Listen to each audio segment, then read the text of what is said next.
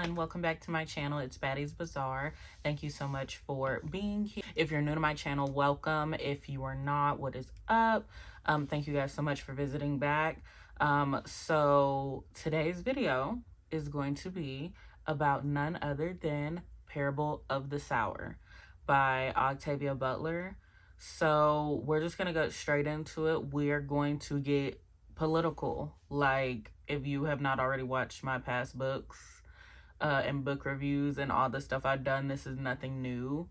Books are very political. Reading is political. There were people who were not allowed to read until very early 20th century. Very recent, like, there are people alive who are like, who can still tell you when they were finally allowed to read.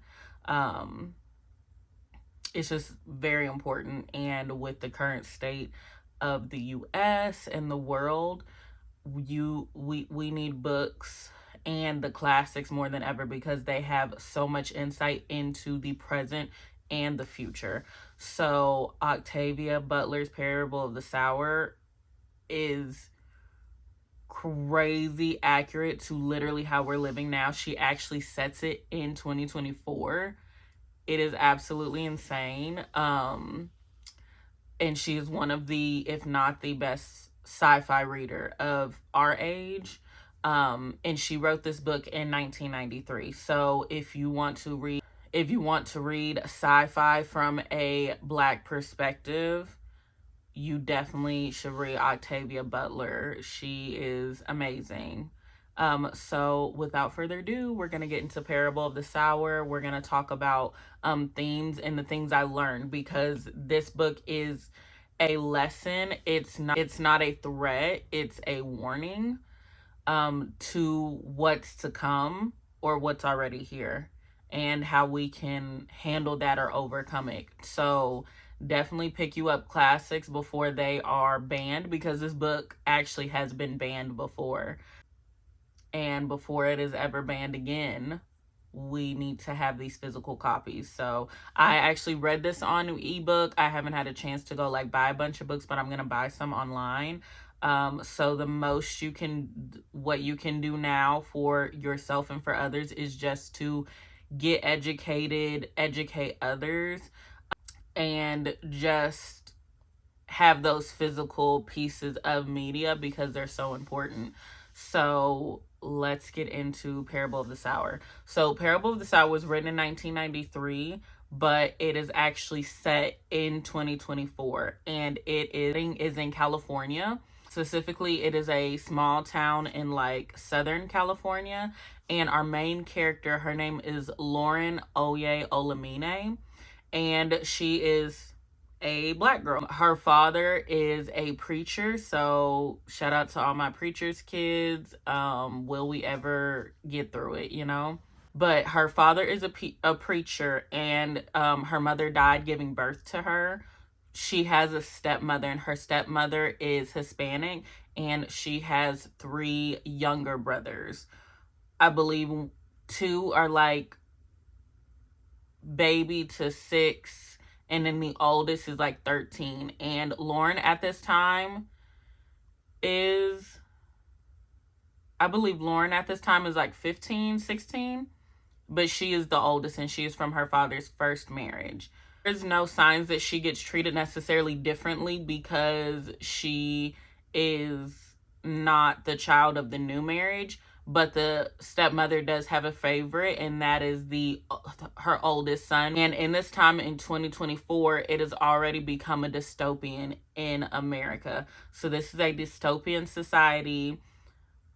Society essentially crashed, but it allowed people to come together. So there are cities and towns people created in neighborhoods where people board up their neighborhoods, and they put fences up and stuff, and they create this kind of system to keep each other safe. So certain neighborhoods are boarded up, but people still go to work. Like, that's insane. It's a dystopian. What you mean I'm going to work? So there is still a concept of money. There's still a concept of like American money, you know, $5, $10 and all that stuff.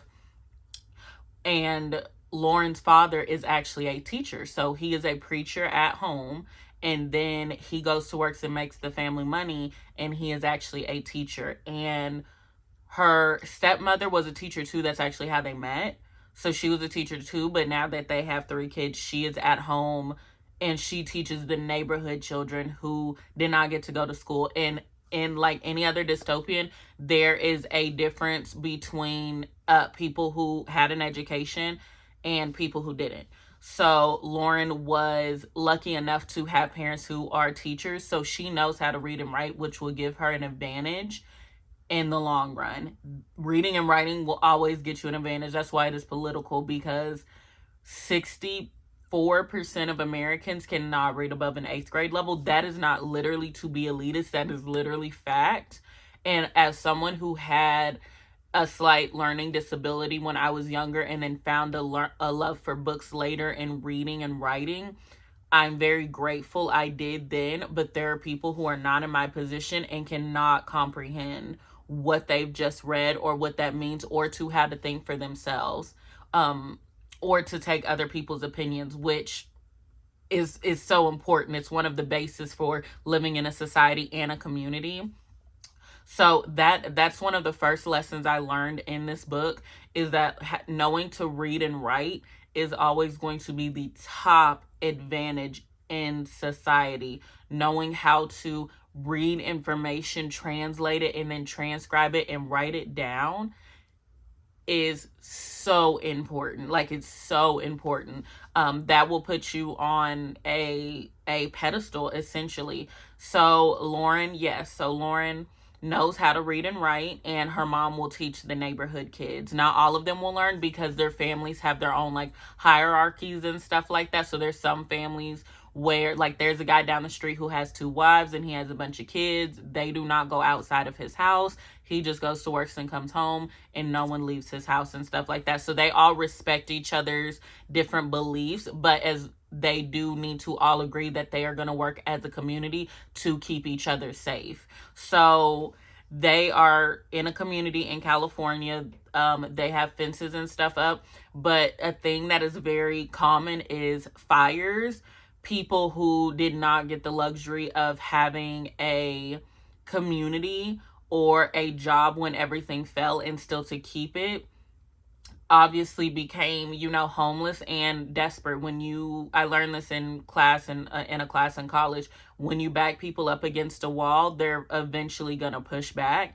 And the people who were unfortunate start to push back, but when they should have been pushing back on the corrupt government, they're actually pushing back on the people that were more privileged instead of working with them. I say that Lauren has certain privileges, but she is not rich in the least. She can read, she can write. She's in a neighborhood where everybody protects each other. She gets food on her table. But at the same time, she's more privileged than the people who did not get that. You know what I mean? So most of the homeless people will create bands of people, and they will go raid these neighborhoods and set them on fire. They will rob and grape and pillage. It's giving Viking. But that's what happens when people are desperate in society. And so eventually, with all the little details that are in between Lauren's story, that does eventually happen to her neighborhood. A couple of days before, her father goes missing, and he was the leader of the neighborhood. He was the preacher. He was the professor. He knew how to, talk to everybody and stuff like that and get everybody to band together. So everybody really looked to him, and he actually did go missing the next time he was on his way home from work. Some stuff that kind of happens before is, notice Lauren is kind of different. I would say, is kind of what you would say woke. She is very assertive of what's going on around her, and being raised as a preacher's kid, this happens to us a lot. We start to kind of wake up to how religion does ground people, and it makes them feel safe and gives reality to the world, and give meaning. But that does not work for us anymore. That the type of explanation we were given, like stuff from the Bible or whatever you believe, doesn't necessarily work out for us anymore, and the reality we've started to kind of realize, the religion we were taught and raised on does not fit our current reality anymore. So we kind of start breaking away from it, and that's what happens to Lauren. She starts to break away with it, and she actually starts to create her own religion kind of in her head, and she calls this religion Earthseed. And the biggest part of Earthseed, the biggest philosophy is change is God. God is change. Change is inevitable. Change is always going to come. Change is powerful. So God must be changed. She still believes in a God, but not in this Christian God. God is a type of way of life, and the biggest and most powerful force of life to Lauren in her reality is change. So God to her is change. So there will be little excerpts where she will talk about her philosophies, and she calls this specific philosophy or religion she's following herself Earthseed. So we have that. She doesn't talk to anybody about it, but she does believe in preparing for when stuff goes the worst, because they have heard more and more about other neighborhoods getting raided that they would trade off with and everything like that, like trade supplies and food and stuff. Other neighborhoods have started to get raided, and other people have gone missing. People in their own neighborhood have started to die, and the raiders on the outside of their compound or in their neighborhood have started to become more aggressive and do not care that these people, have guns on them to protect them and their families. They're going to do whatever to get some type of safety or property that these people already have. So Lauren starts to really research the books her father has about camping and creating doomsday plans and tornado shelter plans and stuff like that. And she starts to tell her friends about this, about like, hey, we need to prepare, not to scare anybody, but we can't afford to be scared and unprepared. We gotta at least be prepared. And it does scare her friends, and one of her best friends ends up telling her parents about what Lauren was saying, and really got her freaked out. So the parents went to the dad and were, getting mad at him. All the parents were like, you need to get her to calm down and stuff. So he goes and explains to Lauren, like, I do understand what you mean, and I'm actually proud of you because you are listening to what I taught you, but you have to approach people with preparation in a calm manner, because scaring people, when people are scared, they act irrationally. So he was like, we do not have the time, we do not have the resources to be irrational, so we do have to go about this smart. But he did back her up. He did tell her he was proud of her for already thinking of that stuff, and Lauren went ahead and made her and her family doomsday packs, even though no one else was talking about it. And her friend did apologize, but they really didn't talk anymore after. There's another big symbolism or theme in this book that we've seen in all dystopians. A large company starts to own everything. So there are large foreigner companies that have started to come to the U.S. and set up shop, and they'll pay Americans to essentially, they won't pay them in money or anything, but they'll pay them in shelter and food and clothing and like a house for their children. Not necessarily an education, but a place to live, essentially, in food. So room and board and food. And a lot of people, essentially indentured servitude. And a lot of people, because they're, again, against a wall, have started to go to these companies. So a lot of people are essentially, in Lauren's eyes, signing up for slavery. And a lot of people have started to leave her neighborhood, including her friend that did tell on her. So they hug, they cry, and a lot of people have been leaving the neighborhoods to go to these companies because it's just getting way too dangerous with the raiders. So they would rather just go get room and board and be safe, their version of safety, than prepare for raiders, essentially, which I do understand.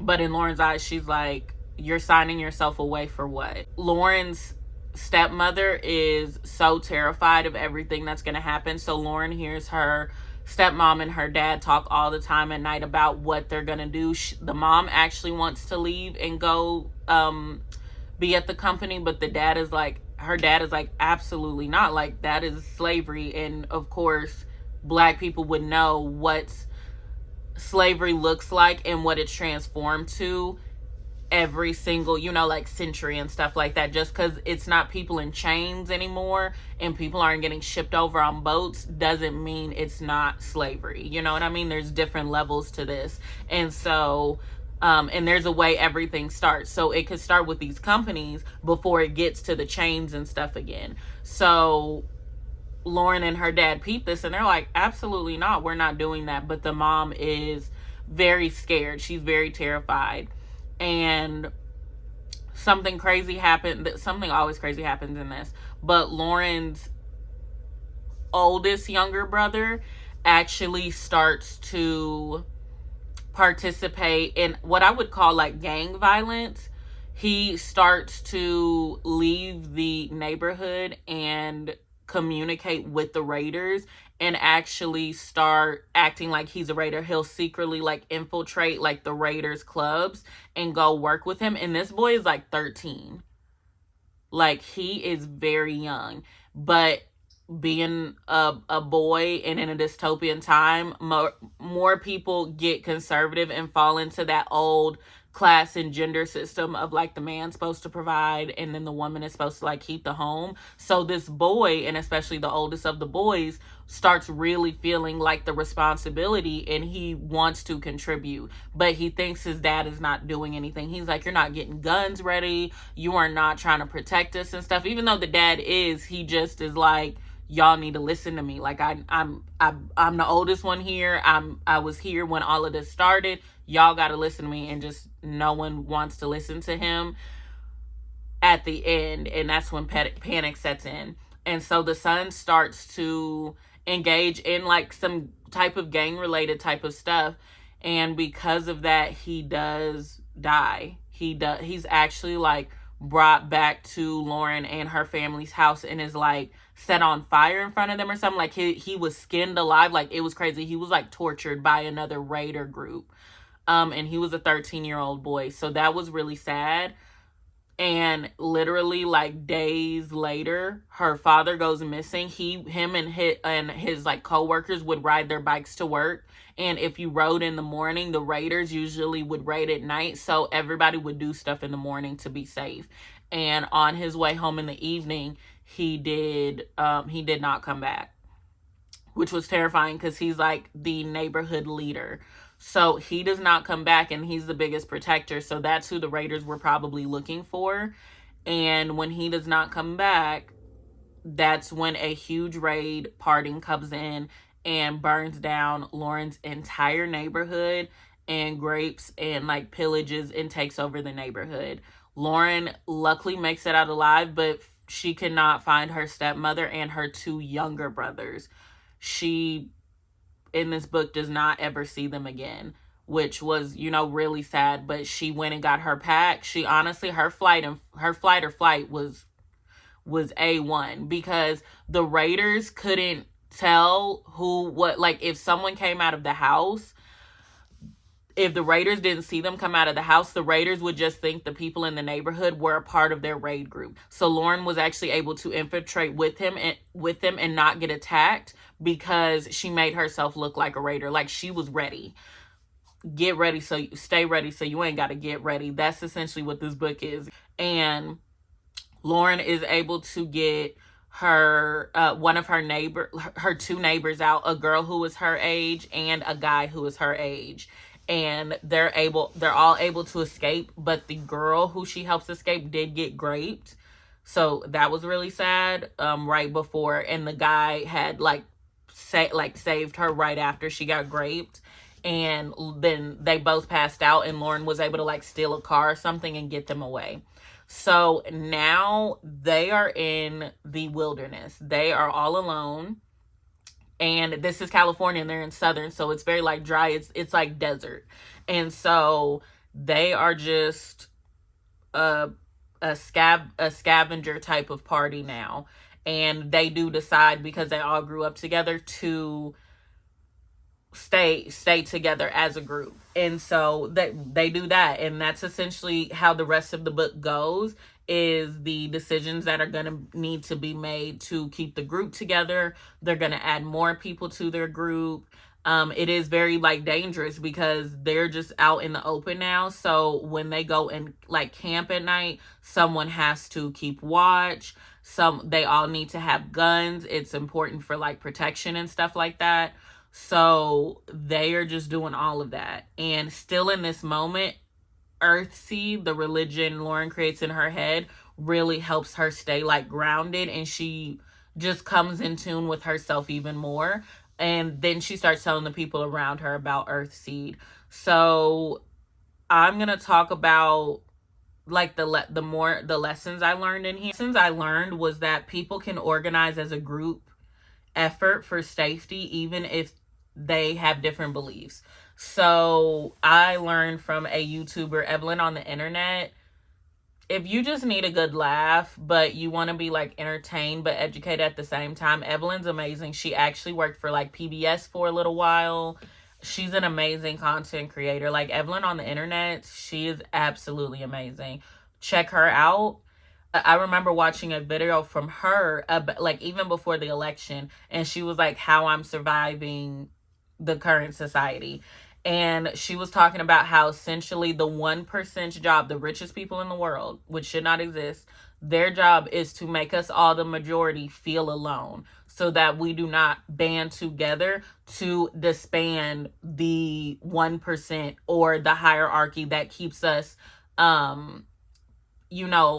in poverty and in different class systems. And she was talking about the biggest thing is to build community, and building community is going to mean doing stuff with people you don't agree 100% with, but you do not have to. That is community. You do not have to agree on 100% of things, but the basis things, you at least got to agree you're going to keep each other safe. You're going to work together to make this world or your community a better place. You're going to work for you do not have to agree on everything. Another one is doomsday prepping can scare or panic others if not presented in a calm way. So Lauren did, the way it was perceived to me is Lauren did talk to her friend about the doomsday prepping in a calm way, but because her friends did not come from a background like her where her dad was a pastor who was just always prepping and he's the leader, so he's always doing that, Lauren always saw that. So she just has that ingrained in her. Her friends do not. So you just have to know who you're around when you bring stuff up, because then essentially you could get in trouble. So just like know your surroundings, essentially. Another one is the unorganized will always take from the organized. So unorganized, in this sense, I mean like the people who are the raiders, the people who are not lucky enough or fortunate enough to live in neighborhoods and to get jobs still in this dystopian world.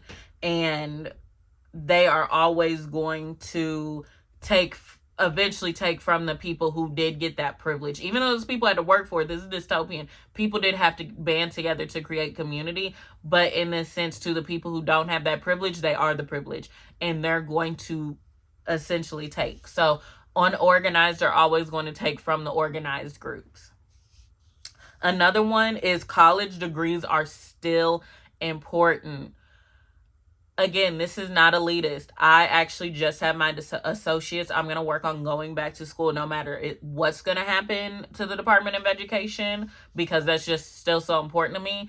But having a college degree or some type of formal education is so important, because in this book, it's a dystopian. There should not still be jobs or this version of American currency. We still have like the dollar, but yet there's still a company running stuff, paying for energy, food, gas, grocery stores. Like there's still stuff going on, but people still have to go to work and make money. And because her parents did have their degrees, they were able to do those things in a dystopian society. So having some type of formal education, whether it's a degree, whether it's getting a certificate, is still so important. And honestly, if you don't have a degree, it's about how you maneuver in life. You can have a degree, but if you don't network, if you don't meet the right people, if you are not getting into the niche type of information you want to learn to be really good in your field and stand out in your field, you're not going to make it. So no matter what you do, you have a degree or not, have some type of formal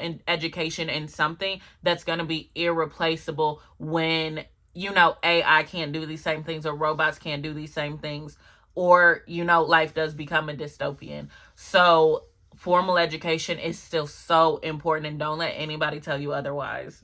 Another one is large companies will enact servitude for room and board. So foreign companies from, you know, across the ocean were able to come to America because they noticed we were so, you know, messed up, that and that the people were so desperate that they could just come over, say, hey, just serve us and we'll give you a place to sleep and food, and people will take it. You know, like, people would rather do that than to be the next guy on the street. You know what I mean?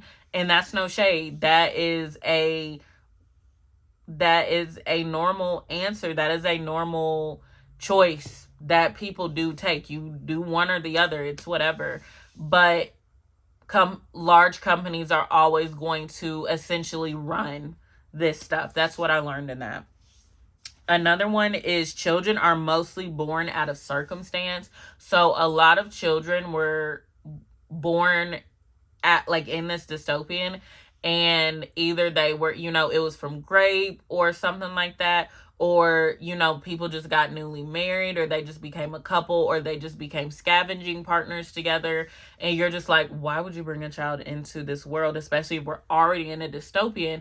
But most of the time, children are either born out of circumstance. Like, most of us were not planned to come now. We were probably wanted, but not planned to come the time we were born.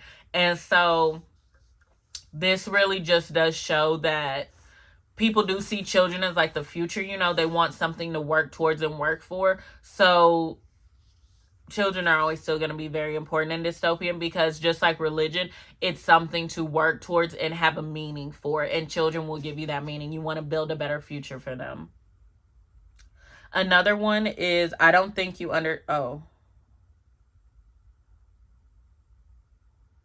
Another one is, an unshakable faith in anything can keep people going. So again, Lauren was raised as a Christian, but she does not think those philosophies fit her reality anymore.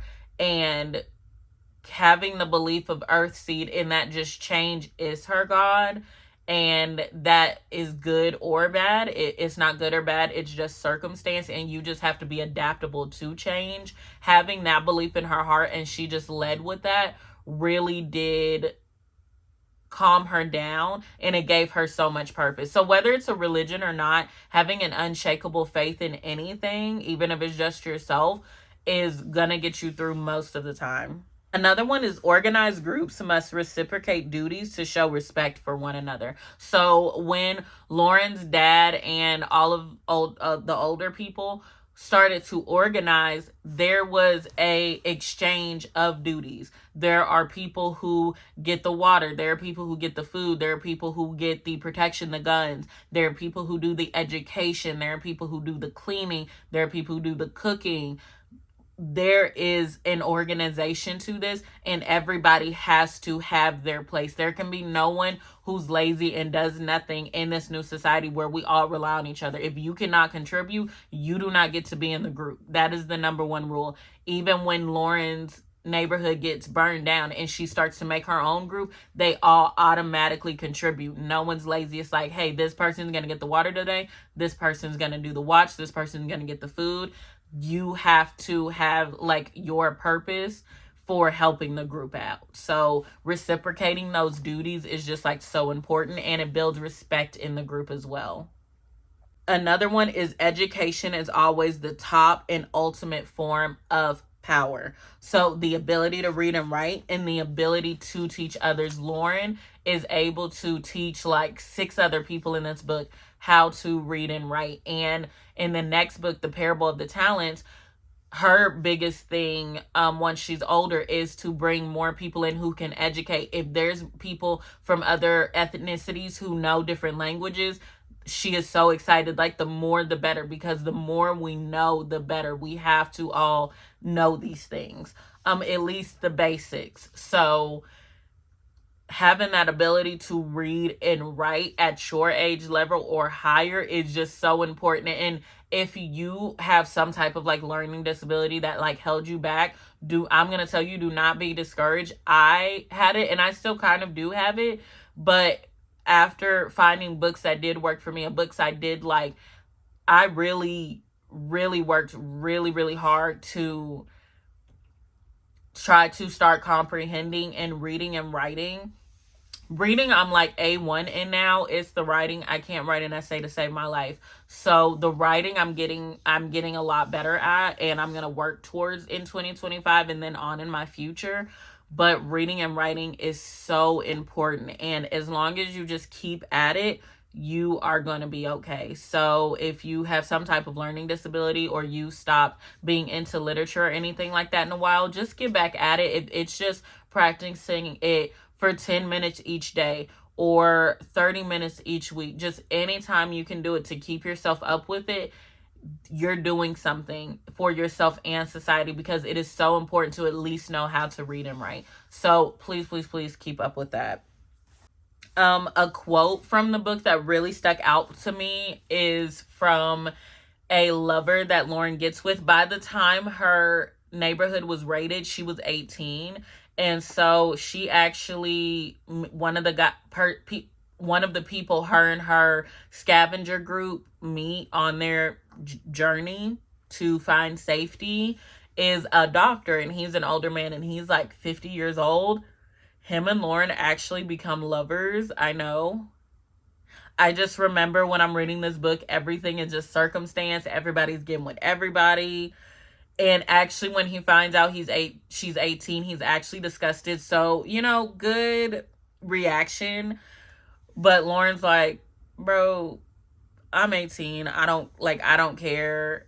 But he did not like that. So at least he had a good reaction. But he did think she was so much older because she was the one running everything, So having a doctor on their team, one, was amazing because you got this health person.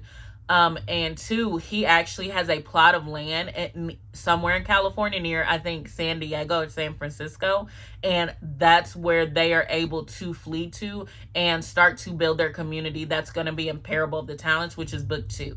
So thanks to this doctor, we actually get a lot more resources.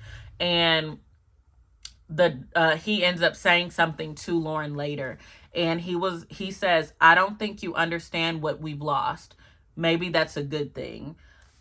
This is essentially at the end of the book when they finally reach his plot of land he had. He had a sister, and her husband and her kids were living on that land.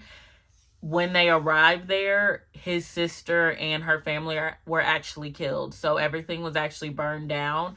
So they're mourning, and they have a funeral for everybody they've lost, even if it was a long time ago or now. There's a lot of people they lost, so they have a big funeral. And when Lauren goes to console the doctor, they have, like a moment, and she's like, you know what, like, it'll get better. We're going to look to the future and stuff. And he was like, how can you be so optimistic? And that's because he came from, early 2000s. He was born in probably the 80s or 70s. And he knew a time before there was the dystopian. She does not know anything but that. So because she's from the bottom, her philosophy is there's nowhere to go but up, as long as we work together and we make a agreement as a community to work towards the future of our society. So that's why it was really important when he said, I don't think you understand what we've lost. We, as in the people from my age group, are old society.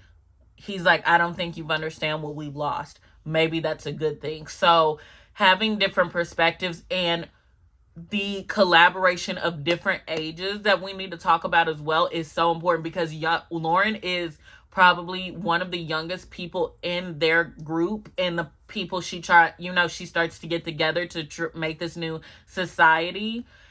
She's the youngest, but she has the biggest vision, and that's why people are following her, than the doctor who's 50. And he's not jealous or anything, but that's the point I'm trying to get across. Everybody has their place, and Lauren's place was to be the leader, no matter how young she was. So having that collaboration of the ages too was really like eye-opening and good to see as well. No one was like, oh, you're too young, we're not gonna follow you. Everybody was like, nah, this girl knows what she's talking about, we're gonna follow her. Like, no one has time to be like ageist, you know what I mean? So I really liked that, to see that different perspective of like, we need the older people to pass down the information in the history of what happened to them to make this society, and we need the hopefulness of younger people to look towards the future, and collaborating with that creates a better society. So like, please collaborate and understand people younger than you or older than you or even the same age as you. We can do this, and we got a long way to go. So we might as well just start learning how to cooperate with each other. So that is the Parable of the Sower by Octavia Butler. I would say definitely read Parable of the Talents. I'm actually going to read that next. I've been listening to them on audiobook, which is insane because I hate audiobooks. I used to. I can't say I do anymore because I'm listening to them. It does depend on the narrator for me. It does depend on who's speaking. If I don't think the person has a good flow or voice, or they're just doing too much, I will turn it off and then get the book on like Apple Books or Libby, like your library app you can get. Definitely download Libby if you for some reason cannot buy books, and that still helps you utilize your public library and helps for funding of your public libraries too as well. So download Libby as well. But yeah, so been listening to the audiobooks of things, and I'm glad I'm into them now because I like to be into all of them. I like online books, I like physical, and I like audiobooks now. So it's really cool just to see like how far I'm coming with like different forms of media. But I do need to get back to the physical because they're so important, and when the day comes to where we can no longer have physical, I want to be able to have it. So that is the Parable of the Sower by Octavia Butler. I hope you guys liked this summary and breakdown and what I've learned. Go ahead and comment down below if you've read the book already. Have you read Parable of the Talents? I'm going to go into Parable of the Talents next week.